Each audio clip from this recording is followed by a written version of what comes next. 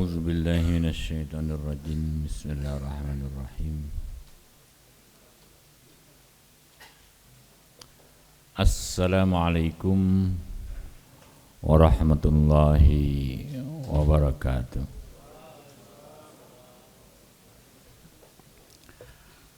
الحمد لله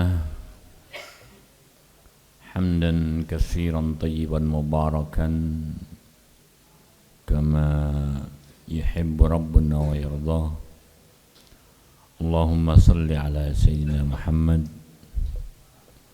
سر حياة الوجود والسبب الأعظم لكل موجود، عدد خلقك ورضا نفسك مداد كلماتك وزينة عرشك، وعلى آله وصحبه أجمعين.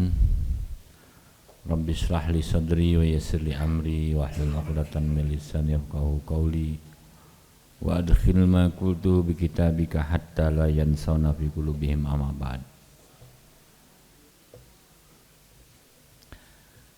Insyaallah dalam kesempatan yang singkat ini kita akan membahas sekaligus merenungkan tentang pengertian tawakal.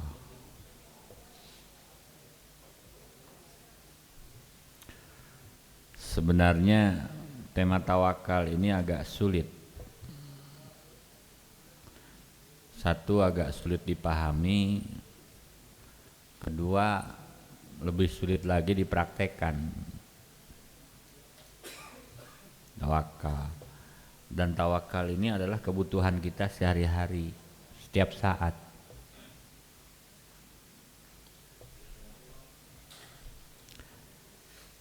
Saya ambil contoh analogi sederhana ya. Kalau Bapak dikasih tugas oleh kantor ke Jakarta. Bapak berangkat itu kan setelah ada penugasan, artinya ada rencana. Bapak akan tenang melaksanakan perjalanan ke Jakarta kalau disupiri oleh orang yang apal lapangan, tahu seluk-beluk Bandung, tahu jalan-jalan di Jakarta, tahu tahu lapangan. Kedua, dia tahu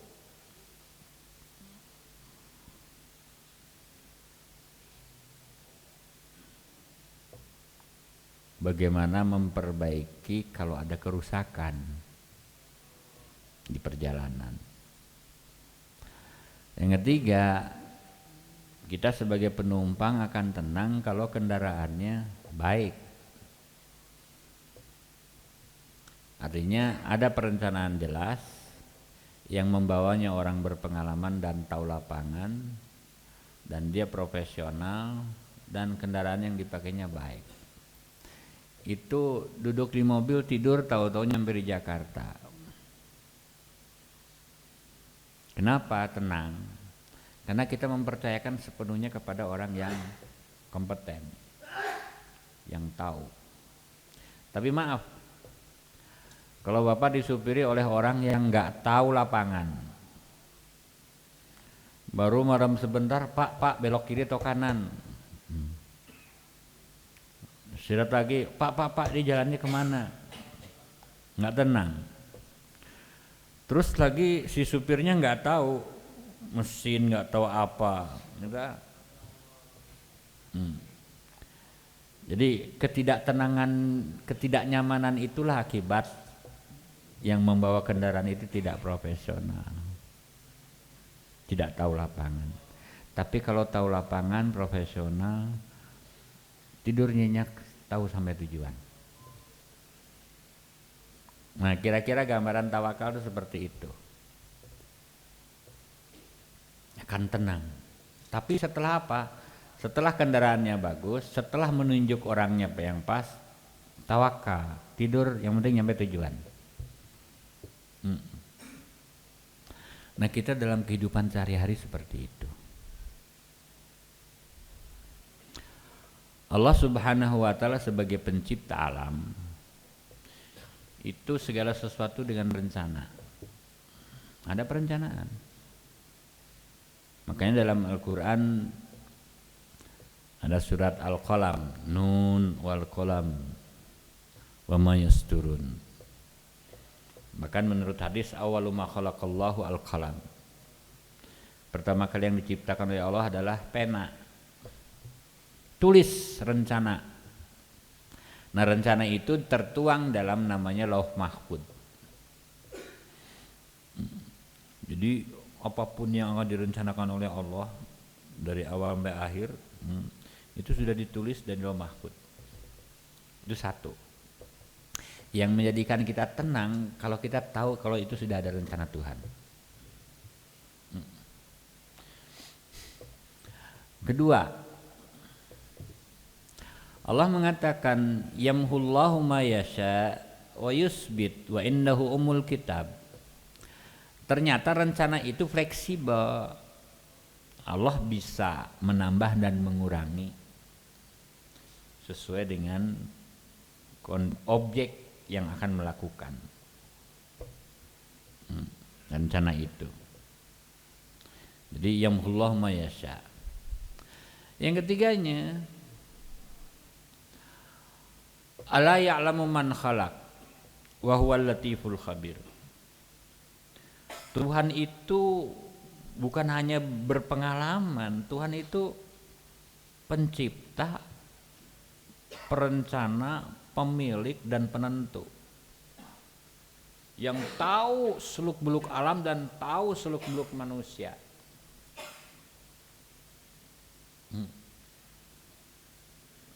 Kalau kita sama supir bisa tenang, kenapa sama Tuhan nggak tenang? Padahal Tuhan yang menciptakan, yang lebih tahu, yang lebih lebih tahu, tenang aja. Iya dah. Tuhan, masa mau dikatakan Tuhan profesional gitu? Tuhan maha sempurna karena Dia pencipta, pemilik, pengatur, penentu. Tenang kita. Kenapa? Karena semuanya sudah diatur sama Tuhan. Itu yang menjadikan kita tenang. Ya. Jadi pertama, segala sesuatu dengan rencana. Rencana ini dituangkan dalam Lauh Mahfuz. Yang ketiga, Allah mengatakan yamhullahu ma yasha wa yusbit wa indahumul kitab. Makanya ada nisfu Sya'ban. Nisfu Sya'ban adalah buka tutup tahun buku. Untuk yang kedua Adam barangkali ada perubahan anggaran atau perubahan rencana apa dalam setahun ke depan. Itu di nisfu Sya'ban. Kemudian Tuhan mengatakan, aku inilah yang paling tahu alamku, ciptaanku, aku yang mengatur, aku yang sudah merencanakan. Pada akhirnya apa? Allah mengeluarkan kebijakan. Setelah kamu tahu aku pencipta, perencana, pemilik, pengatur, yang fleksibel, mengatur menghapus dan menentukan. Maneh masih cangcaya ka Gusti. Deuleu sia. Awas. Masih juga ragu-ragu sama Tuhan. Nah, disinilah letaknya. Letaknya Tuhan merubah. Si rek dibere alus tahunnya cangcaya geus pengkokeun gitu dah. Dibelokin aja. Disitulah keluar kaidah ana inda dzanni abdi bi.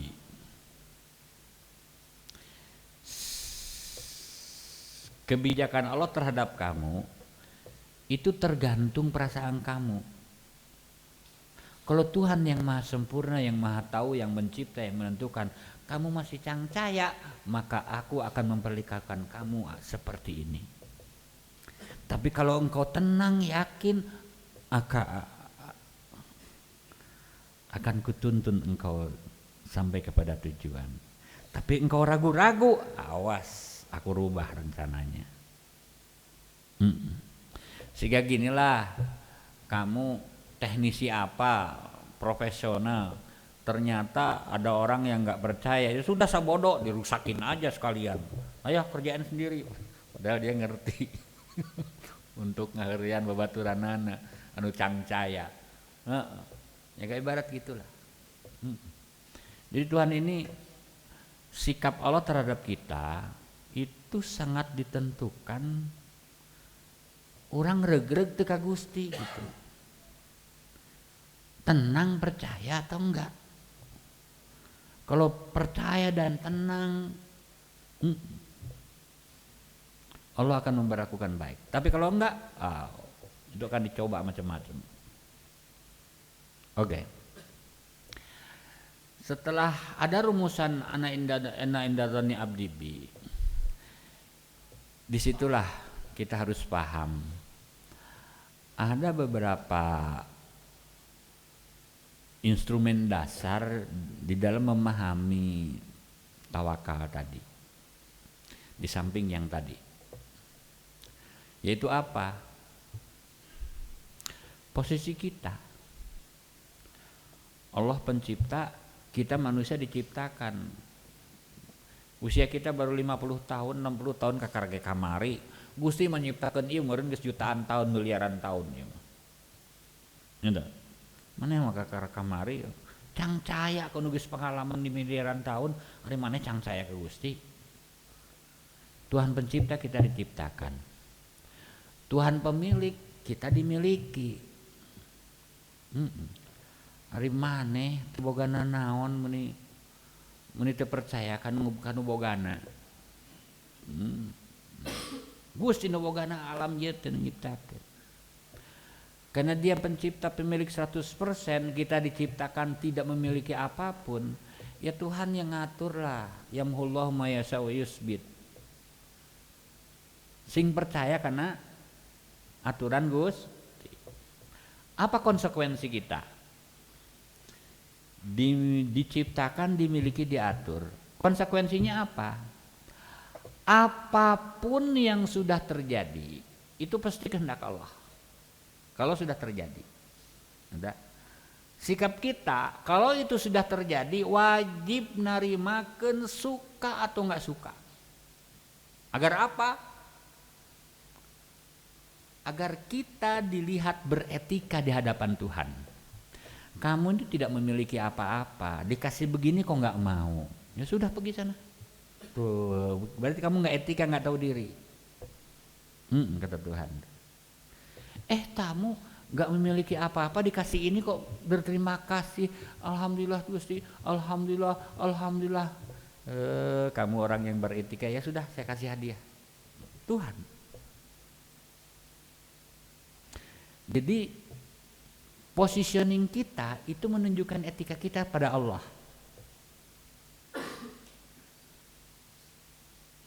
Kamu di kantor di sini, apa posisi kamu?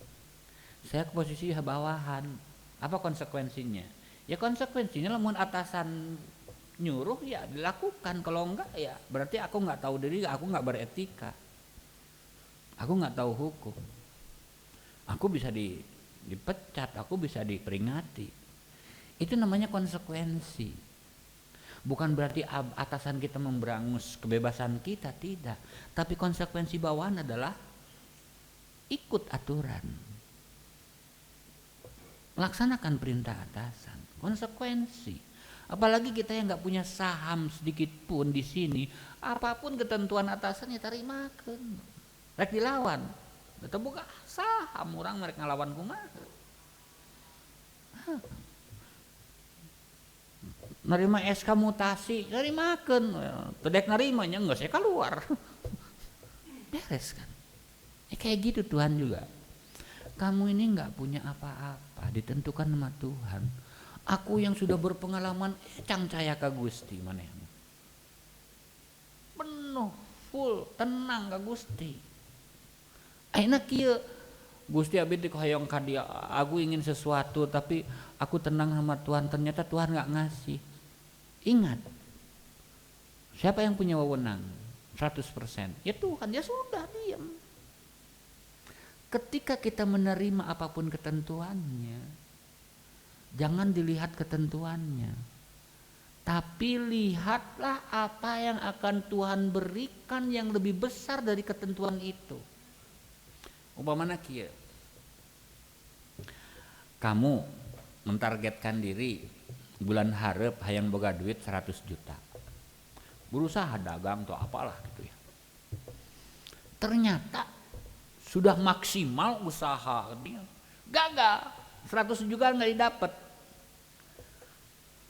Alhamdulillah, kalau sudah terjadi berarti ketentuan Tuhan, belum rezekinya saya. Ingat, di saat kamu menerima kegagalan dan itu ketentuan Allah, kamu diberi hadiah yang lebih besar dari nilai 100 juta gagal tadi. Engkau dikasih 10 miliar.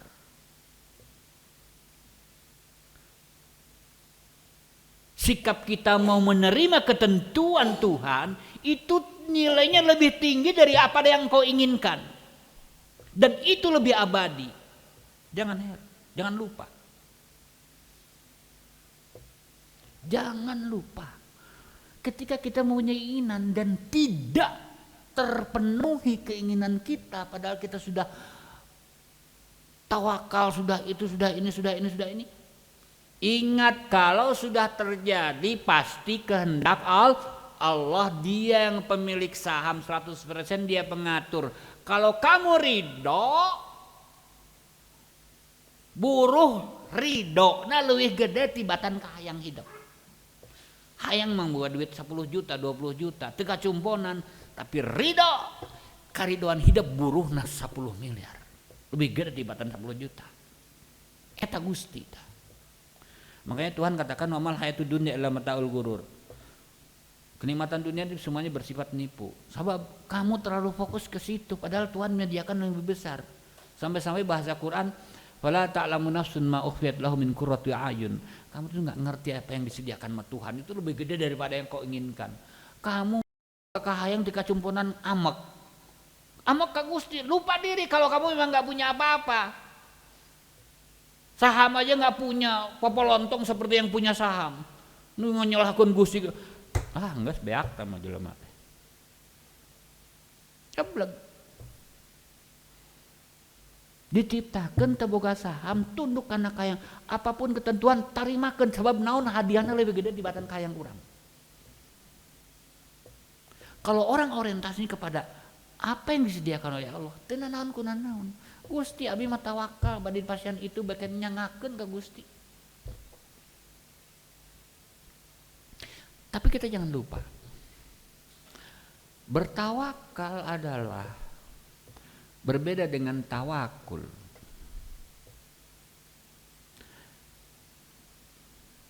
Makanya para ulama ketika mendefinisikan tawakal itu begini. Al-akhdhu bil asbab ma'a ta'alluqil qalbi bi musabbibil asbab. Logika apa kamu, fisik kamu, usaha kamu, engkau menelusuri hukum sebab dan akibat. Hayang boga duitnya dagang. Hayang boga rezeki nyatani. Ketika aku sudah bertani dan semua prosedurnya sudah kupenuhi, pupuknya, binihnya, apa, ternyata gagal panen.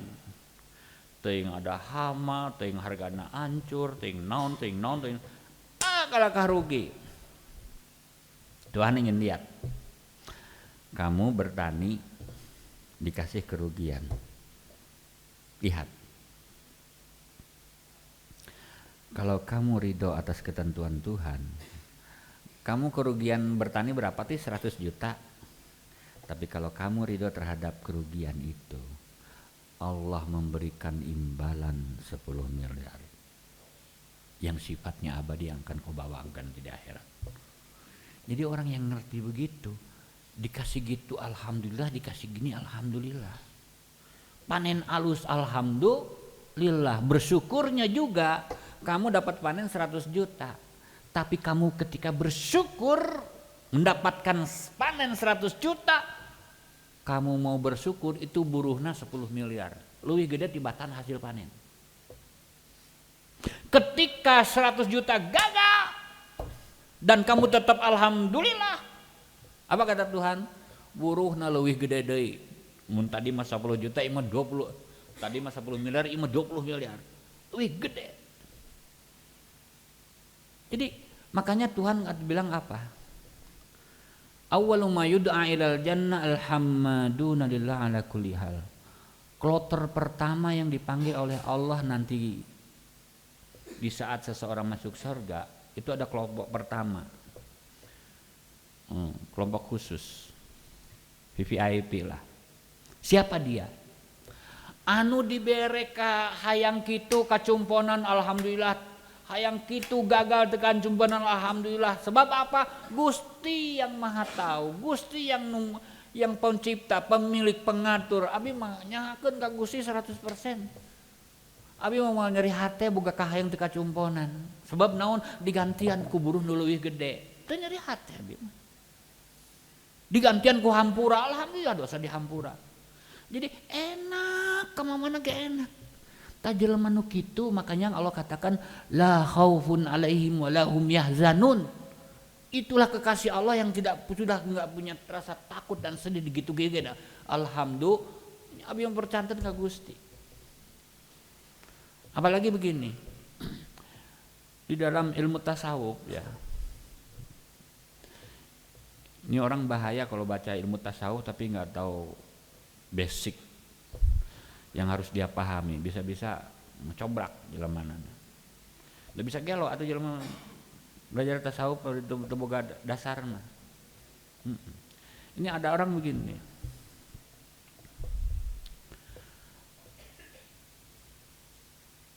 Allah katakan la khaufun alaihim wa lahum yahzanun. Orang yang beretika kepada Allah dan tahu mana posisi diri kita harus seperti apa terhadap Allah, kita kasih itu, dikasih ini nyangakeun ka Gusti. Anu penting buruhna langkung sae. Gusti, yang penting dosa abi bersih, abi maot teu mawa dosa, abi maot gede rea pahala rea bekal, abi maot tina naon, tina sikap kamu dikasih kitu kieu alhamdulillah. Makanya nanti orang yang pertama kali dipanggil Tuhan itu jelema anu husnudzon ka Gusti.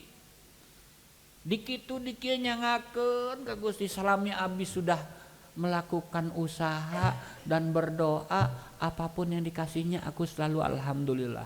Dikasih ngeuna alhamdulillah, syukur. Kahayang panen mah ukur 100 juta tapi buruh daek syukur 10 miliar. Boga kahayang panen 100 juta teu kacumponan, rugi mah 100 juta. Tapi sabarnya ngahareupan ketentuan Tuhan ridho, buruhna 20 miliar lebih gede. Bunga teu ceurik.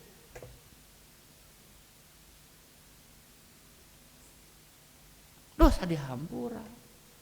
Ih belipat ganda. Akhirnya naon dibere naon we ketentuanana ngeunah alhamdulillah ala kulli hal. Jelema anu sok syukur terhadap apapun ketentuan Tuhan. Itulah kekasihku, itulah kekasihku. La khaufun alaihim wa lahum yahzanun, para wali. Itulah yang pertama kali kupanggil nanti ke surga. Cik urang bisa teu. Makanya urusan tawakal. Ulah kieu tawakal teh. Dan nu ngariskeun mah Gusti aing merek sare we kitu. Sakitu eta sangu dihareupeun hirup paeh jeung kumaha Gusti, abi merek lalajo we sangu teh. Paeh teh dahar mah tuh. Artinya secara akal physically kita berusaha. Tapi jangan pernah ngandelkeun kana usaha jeung pagawean urang. Tetep nu ngusik malikeun mah Gusti. Urang dagang ulah ngandalkeun teuing kana dagang urang. Tetep awak kudu dagang, pikiran berusaha kumaha dagang nu alus, tapi hate mah tetep gumantung ka Gusti keberhasilanana. Dina hasilna alhamdulillah, dina teu hasilna alhamdulillah. Dina hasilna alhamdulillah, syukurna leuwih gede tibatan kauntungan. Dina teu berhasil gagal alhamdulillah. buruhna leuwih gede tibatan karugian. Nah, nah itulah. Makanya dalam Al-Qur'an aja ya. Wa may yattaqillah yaj'al lahu makhrajan wa yarzuqhu min haitsu la yahtasib. Wa may yatawakkal 'alallahi fahuwa hasbuh. Kenapa wa may yatawakkal 'alallah itu dibahasnya setelah wa may yattaqillah? Karena memang tawakal agak sulit. Banyak orang belajar tasawuf, tapi dia lupa biografi yang dia baca seorang nabi, seorang wali yang levelnya tinggi. Sementara dia lemahnya levelnya dia handap. Ilmu teh sabaraha, makom tawakal gitu, cangcaya wae ka Gusti. Tapi hayang ngamalkeun naon nu diamalkeun ku nu geus high class. Contoh Nabi Ibrahim. Nabi Ibrahim itu ketika mau dilempar ke api, apa doa beliau? Sederhana. Ilmuhu bihali yugni an su'ali. Tuhan pencipta pemilik. Tuhan juga tahu kalau aku mau dilemparkan, aku nggak perlu berdoa. Dengan tawadukku, dengan connect link komunikasi dengan Gusti, abi pasrah ka Gusti, bade dikitu kieukeun. Husnudzon ka Gusti. Ku husnudzonna, ku pasrahna disalamatkeun ke Gusti. Coba kamu baca kitab itu, mempraktekkan ilmuhu bihali yugni an su'ali. Dialungkeun, panas. Ari Nabi Ibrahim masuk lagi jadi tiis, aya manehna mah panas gitu. Naon? Ada cangcaya hartena oke. Makomna ge beda. Ibarat kinilah ada surat ya, rekomendasi dari menteri, rekomendasi ke anulah, ke presiden atau ke BUMN lah rekomendasi. Dari menteri ini tadi tinggal dibaca usina kadang-kadang ningali tanda tangannya ge sieunnya langsung di ACC. Urang pipilueun eta surat rekomendasi ti menteri difotokopi. Yang nanda tangannya diganti, lain menteri, urang sorangan bawahan. Eselon 4 ge henteu kitu nya. Redaksinya sama karena fotokopi. Kunaon ari menteri dikabulkeun ari nu urang henteu. Redaksinya sama loh. Ini yang neken siapa? Kita menggunakan doa Nabi anu. Kalimatnya sama. Itu mah langsung tokcer sekaligus urang 1000 kali eueuh naonan. Saha hate nu macana? Lain kalimatna kumaha? Kalimatna mah eta keneh. Al-Fatihah dibaca ku seorang wali tokcer sekaligus. Urang sakeuting maca 1000 kali 10.000 eueuh naonan. Kenapa? Ya itulah tadi.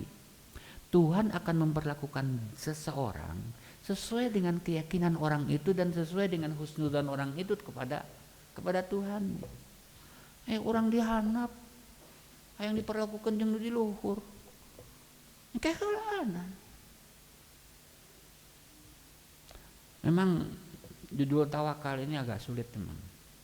Tapi itu keperluan kita sehari-hari. Yang terparah, banyak orang yang ahli ibadah, banyak orang yang ngerti ilmu lah gitu ya.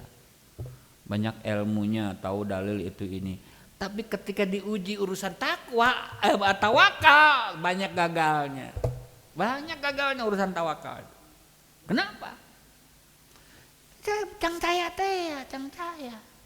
Jeung urang lupa posisi diri, yang urang teh makhluk nu diciptakan, dimiliki, anu diatur. Urang kadang-kadang amak boga sakitu geus sesuai rencana, semua planning bagus ternyata gagal. Kita lupa bahwa alam ini ada penciptanya yang mengatur, kita lupa itu. Mau pohokeun. Kadang-kadang orangnya berusaha neangan duit. Boh dagang ka itu, ka dagang ka dieu. Pohon nu ngusik malikeun hate jelema teh sada Gusti. Tapi aya jelema diuk dehem wae ngadoa Gusti. Pada daratang naon dan nu ngusik malikeun Gusti. Tapi jelema nu banting tulang teu bogana naon. Da teu nyambung ka Gustina. Teu nyambung, teu husnudon, guruk sangka ka Gusti. Teu ibarat kitu jelema. Makanya banyak orang yang terjebak jadi sombong. Ini kalau bukan aku, ini jembatan gak akan beres. Tuh sengenahna. Ini kalau bukan aku, ditangani oleh aku, ini gak akan jadi. Ih sengenahna. Awas isukan mau Gusti dicoba. Digagakeun. Langsung amak-amak teh ka sahamakna. Kita jangan lupa. Kita ini adalah makhluk diciptakan, dimiliki dan diatur. Tuhan segalanya udah plan. Allah ya alamun Tuhan udah jutaan miliaran tahun ngatur alam ini. Cetek Gusti mah. Lihat tuh benda langit berapa juta, bukan juta lagi, miliar kali. Mana yang berbenturan mana? Gusti mah walayyahayin. Coba ketika Nabi Zakaria ya. Dikasih tahu dia mau punya anak. Aduh Gusti, abi geus aki-aki kieu pun bojo ge mandul, di mana abi boga budak? Cek asor Gusti teh naon? Ari silaing cenah poho cenah kana kehebatan Gusti. Wa ayahain. Wa qad khalaqtuka min qablu wa lam taku syai'a. Cetek maneh tadina ge eueuh naon dijadikeun ke Gusti. Maneh cangcaya ka Gusti. Eta tawakal itu keperluan sehari-hari, tapi kita nggak tahu gimana cara bertawakal. Itu memang agak sulit. Da kuduna mun mere judul tawakal da moal geus 2 jam mah nu kieu mah. Kudu bertahap sehingga enak tawakal itu pengertiannya apa, sehingga kita menggunakan hari-harinya juga enak. Tawakal itu sulit. Tapi itu fahuwa hasbuh, hanya Allah yang memberikan nilai tawakal yang tertinggi. Makanya ujung-ujungnya pantas Rasulullah mengatakan innama bu'istu li utammima makarimal akhlak. Aku ini diutus untuk menyempurnakan akhlak kamu. Bagaimana kamu beretika dengan Tuhan itu? Banyak orang ahli ibadah, banyak pinter tapi kurang ajar ka Gusti. Kurang ajar ka Gusti. Diberi nikmat lamun lain aing mau bisa tuh geblek sia. Sombong akhirnya. Punya keinginan gagal. Tuhan di mana letak keadilan? Maneh geblek sih. Banyak orang yang nggak beretika sama Tuhan.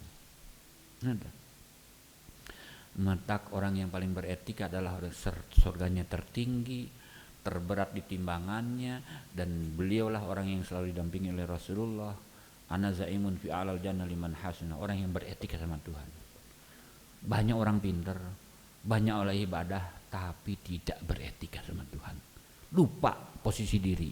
Kalau kita ini makhluk ciptaannya yang tidak memiliki apa-apa dan diatur. Dan apapun ketentuannya rek suka teu suka tarimakeun, ngarah naon ngarah buruhna beunang tah leuwih gede tibatan kahayang eta. Eta tah. Entong mewek. Bawa kahayang teu kacumponan mewek. Gusti kahayang abi samemeh maot abi boga imah nu alus di Bandung. Geus boga di tinggal paeh si laing. Bener teh? Bener teh? Gusti meh pae abi hayang jadi gubernur Jakarta weh. Heeh. Teu jadi mewek. Nu jadi ge ukur 5 tahun meh pae geus pensiun, bener teh? Eta mah rek jadi teu jadi, eta mah kumaha Gusti nu ngatur kabeh geus planning. Yang penting dina jadina syukur, dina teu jadina tetep bersabar. Ngarah naon buruhna leuwih gede tibatan kerugian eta. Kitu hirupna. Mentak jadi teu naon kuna naon oge moal naon. Masih inget nggak? Teu naon kuna naon oge? Moal? Gusti kunaon abi teh geuring wae kieu kumaha geuring-geuring. Ye da mane mah teh geus paeh. Geuring panyakat ditinggalkeun yang penting naon? Eta kalau sudah terjadi tarimakeun buruna leuwih gede cicing sia. Kitu cek Gusti teh. Ayo maneh ngeluh wae kunaon ieu kunaon ieu kunaon ieu kunaon. Hayang ngeunah hirup di ditu da ieu mah tempat ujian. Ieu mah mataul gurur, ulah neangan ngeunah di dieu. Di dieu mah neangan benerna dibere soal ieu jawaban nu bener eta hirupna. Ulah ieu mah parebut jabatan bari sukat sikut bari sugak sogok jabatan ngan sakedeung hancur dunia akhirat naudzubillah.